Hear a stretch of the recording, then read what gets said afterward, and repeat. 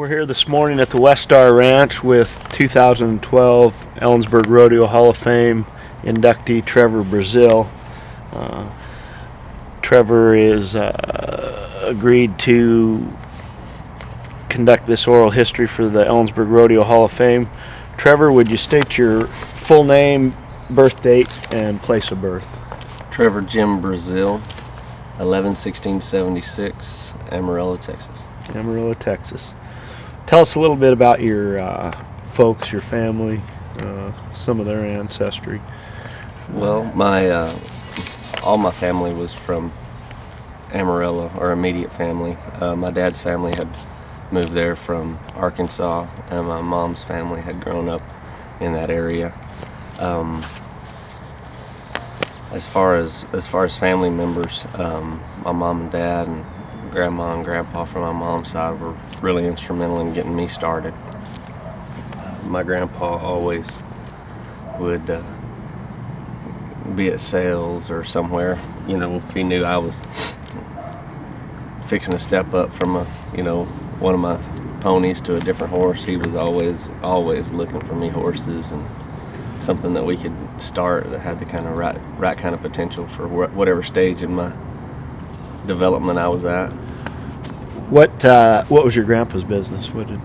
He had a fabrication business. He built trailers. He built a lot of them are still around today that he had built in the 40s and 50s. It was light Light trailers. Just down where we were from, Easley, and those trailers that were kind of built to last. They were, they weren't the lightest trailers on the road, but they're still on the horse road. and top trailers, is that yeah. what it is? All right. Yeah, I still have a one horse. The last trailer he ever built was a one horse trailer. It was just, my grandmother helped him. It was just him and her that built, when I graduated from high school, they gave me a one horse, and I still have it. Bet that was pretty neat. Yeah, pretty special. What about your dad? What was his business?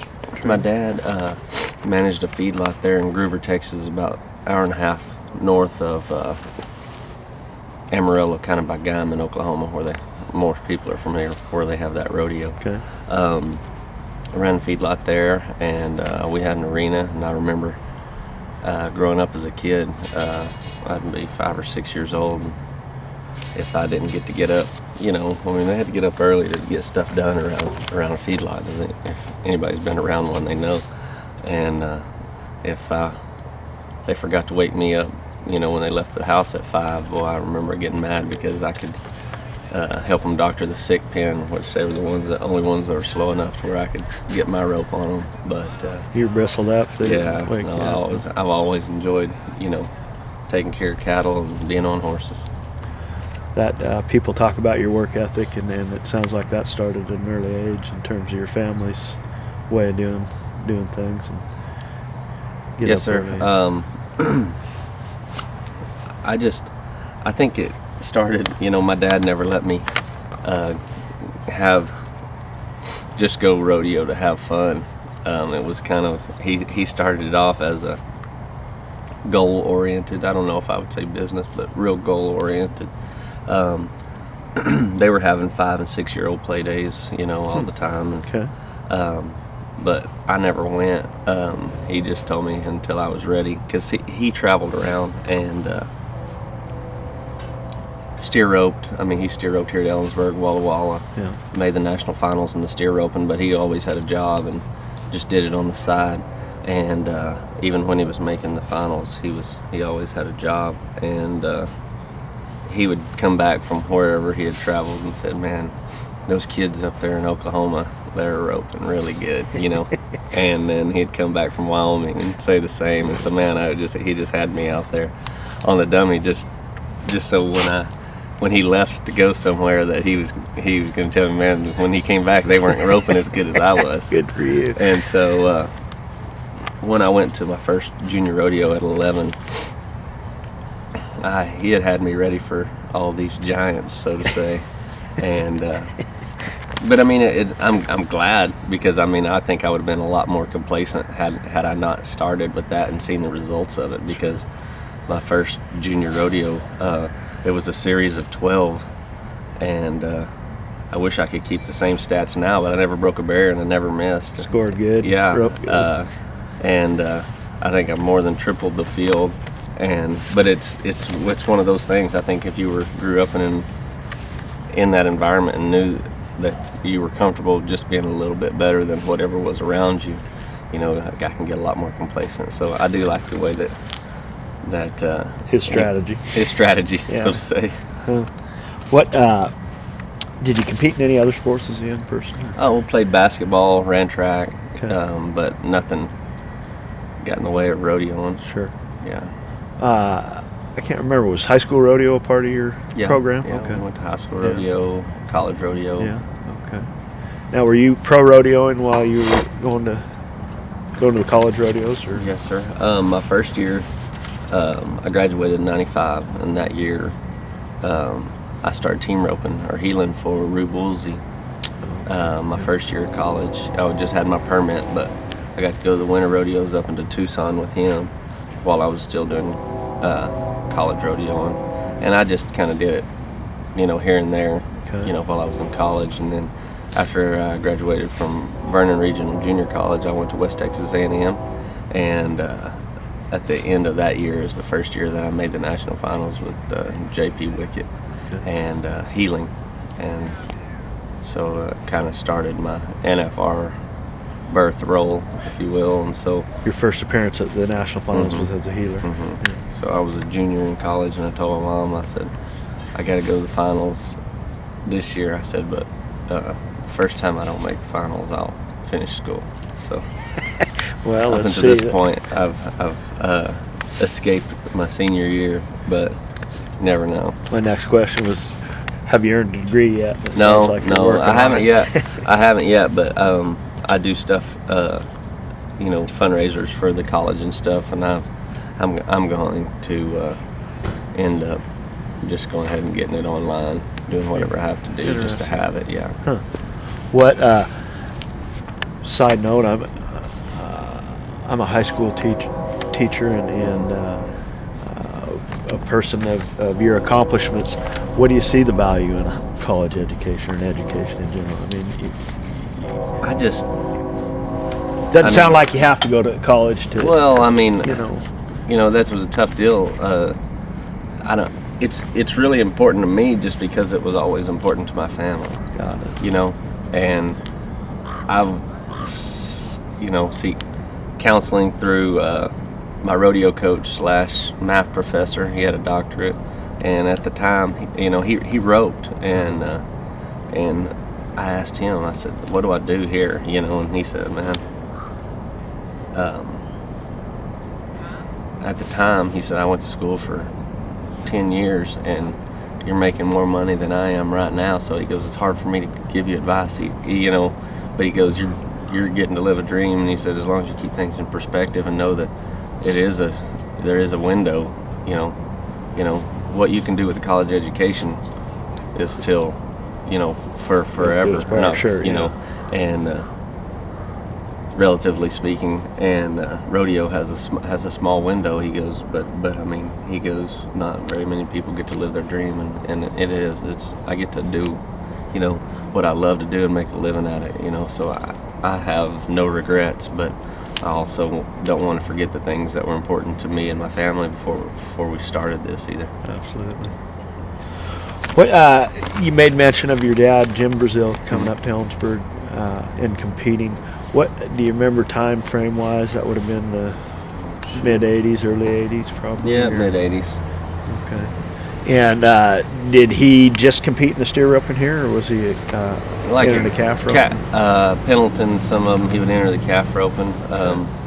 He roped calves a lot and was still one of my favorites to watch in the calf roping, but he was left-handed. Okay. And so steer roping was his main objective when he left the house, but roped calves very well. Back at the Ellensburg Rodeo, any recollection of him coming home from the Northwest and talking about the rodeos out here when you were a kid, or just let you know that the boys up there were practicing hard, roping good? I probably remember, I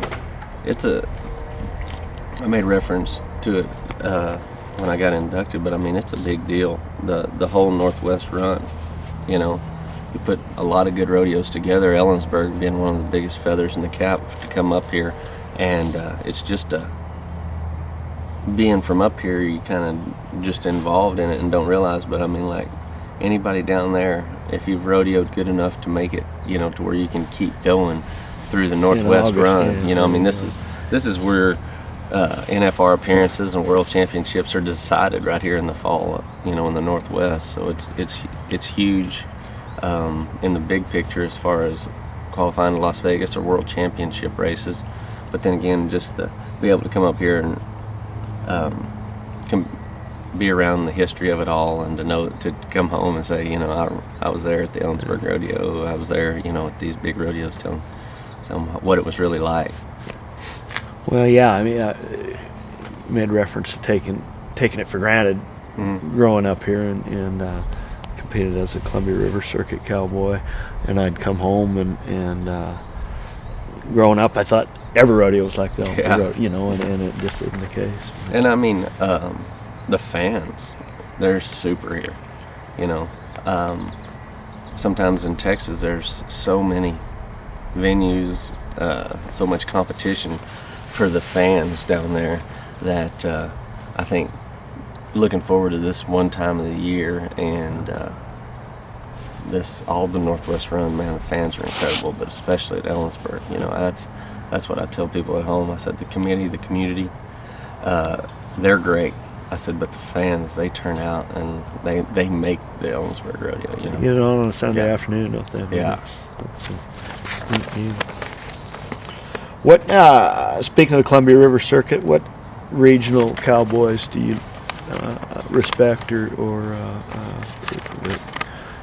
fellas from up here that rope tough?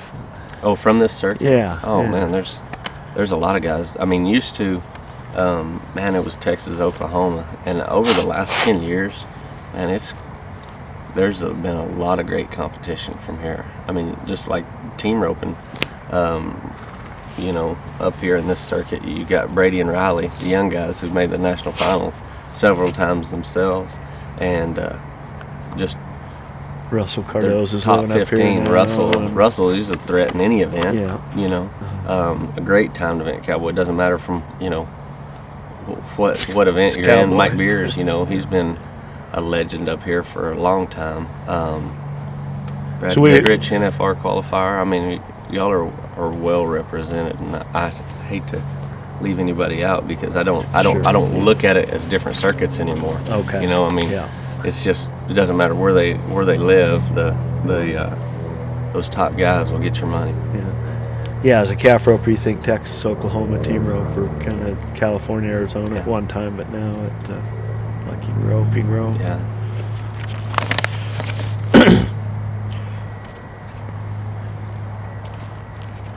Trevor, you've been a part of this, but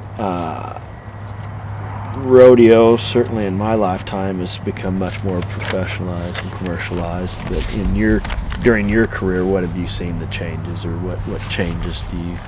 Well, like I say, that's one of those things that I've kind of been in the middle of, so it's hard for me to see. I've tried to make it that way because I had been around, you know, my dad had rodeoed, and all those guys would come by the house and practice when they were in his area. And, you know, I saw them kind of living a little bit, maybe too much in the moment, and not enough to make it to where you could enjoy, you know, the fruits of your labor a little bit more. And so I took my endorsements, my sponsors, you know, as serious as I did the events themselves inside the arena. You know, I wanted to represent myself and the sport well my whole career, and whether it led to spokesman or anything after that, you know, but I knew that was one area that wasn't taken full advantage of, you know, by cowboys, and it's just that much, you know, knowing how hard you work to get to where you are, you might as well, you know, complete the package and meet the fans, sign some autographs, you know, make appearances for your sponsors, because it just gets you closer to the end result, which is the guys that are, you know, in the stands, you know, wanting to watch you compete and getting to know them. Yeah. Well, you've done an awfully good job of that, it seems like.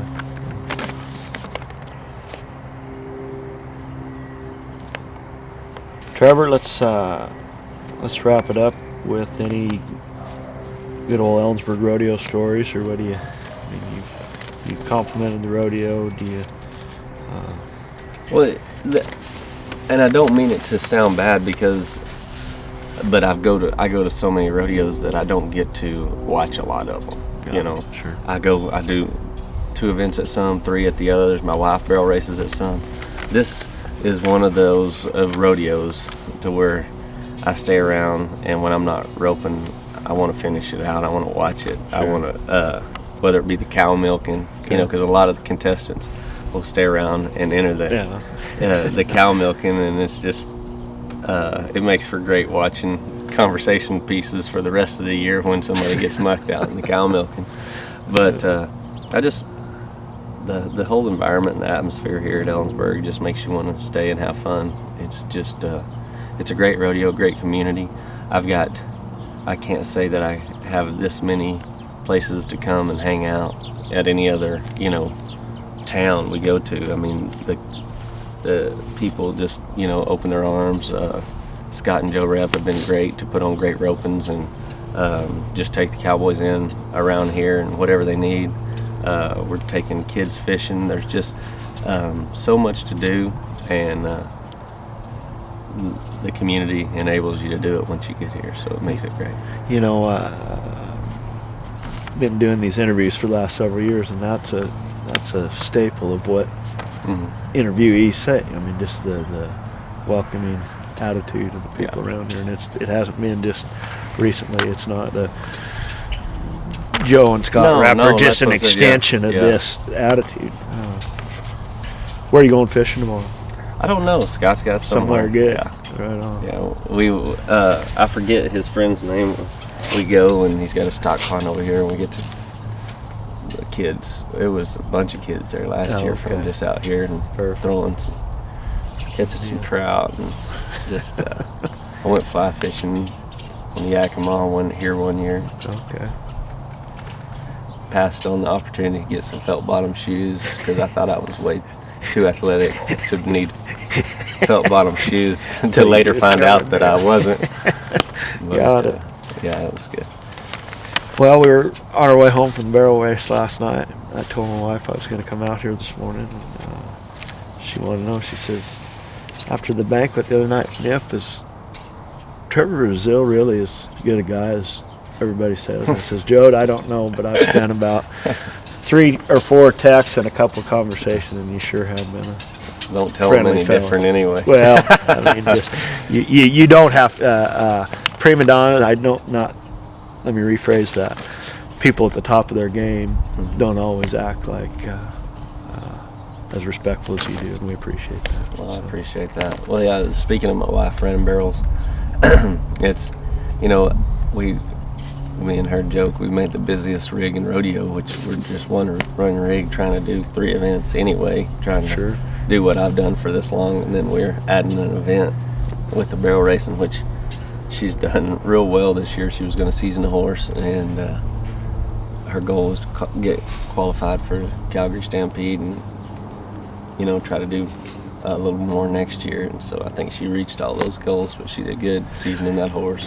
Are you guys entering together, or how logistically? Yeah, it's crazy. God, it takes me 15 minutes to enter a rodeo, cross event. And do you do all the entering for your team? I have to. Okay. People will say it's the most complicated part of what we do, and people are like, why don't you just get somebody else that can just sit at home and do that? And I was like, if they're sitting at home, I mean, there hasn't been very many guys that did as many events as me, so they don't understand it, and so you don't have a lot of references. Sure. And if someone's just sitting at home not doing it, they don't know how tired you are from A to B and why you don't do some of the things and save your horses here. And, looks like you ought to be able to get from here to here, but hey, man, And that's the biggest thing: staying sharp and keeping your horses sound. So that you're at the top of your game. I'd rather be at the top of my game at 3 rodeos a week than get to 6 and be wrung out at all of them. Got it. Talking about the horsepower, you've been very fortunate, it seems to me, I've to had have great good horses. You know, when I started, everybody said, if you can look back over your career and say you had, you know, a great one, you've done something, Sure. you know, because they're that hard to come by. And I've been so fortunate. I've had so many good ones. I mean, like, ones that you remember. You know, I've had a lot of them, and I think that has a lot to do with, you know, the success that I've had. You're always looking, obviously, but guys are coming to you too and saying, Trevor, I got a horse, maybe. Or, Oh yeah, no. Everywhere we go, I look at horses, and you know, you may be tired. And my wife says, "Well, do you really think that this is going to be the one?" I was like, if there's one thing I've learned, you never know when you're going to find him. But, so that is what makes me look. Keep going. Yeah. Well, Trevor, thanks for your time this morning, and keep getting after it. I appreciate it. Thank you guys.